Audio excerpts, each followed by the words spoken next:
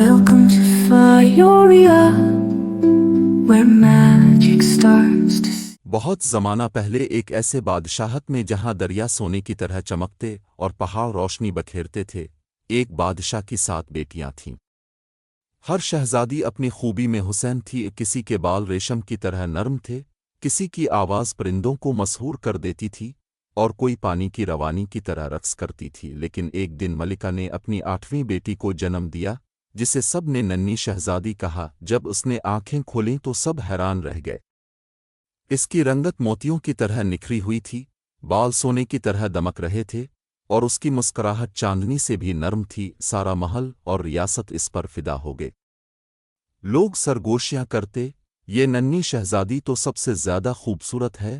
یہ سن کر 7 بڑی بہنیں حسد کرنے لگیں۔ جب ننھی شہزادی سادہ سفید لباس پہنتی تو وہ ان کے قیمتی ریشمی جوڑوں سے زیادہ چمکتا، جب وہ ہنستی تو پورا محل جگمگا الفاٹتا، اور ان کی ہنسی کوئی یاد ہی نہ کرتا۔ جب وہ باغ میں چلتی تو پھول جھک کر اس کا سلام کرتے۔ یہ سب دیکھ کر بڑی بہنیں اس سے ناراض رہنے لگیں۔ وہ اس کے ساتھ کھیلنے سے انکار کرتیں۔ جب وہ کمرے میں آتی تو منہ پھیر لیتیں، اور کبھی کبھی اس کے کھلونے بھی چھپا دیتیں، لیکن ننھی شہزادی کبھی غصہ نہ کرتی۔ وہ ہمیشہ نرمی سے پیش آتی، بہنوں کو پھول دیتی، اپنی مٹھائیاں بانٹتی، اور مسکراتی رہتی۔ پھر ایک دن بادشاہت پر ایک خوفناک جادوئی آفت آن پڑی۔ آسمان سیاہ طوفان سے بھر گیا، دریا بہنا بند ہو گئے۔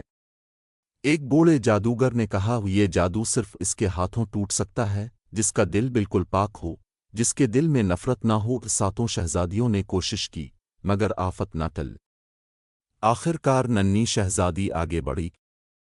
اس نے اپنے ننھے ہاتھ زمین پر رکھے اور آہستہ کہا، براہ کرم میری بہنوں اور میری قوم کو بچا لو۔ اسی لمحے طوفان ٹوٹ گیا، سورج نکل آیا، اور دریا دوبارہ بہنے لگے۔ ساری ریاست بچ گئی، لوگوں نے خوشی کے نعرے لگائے۔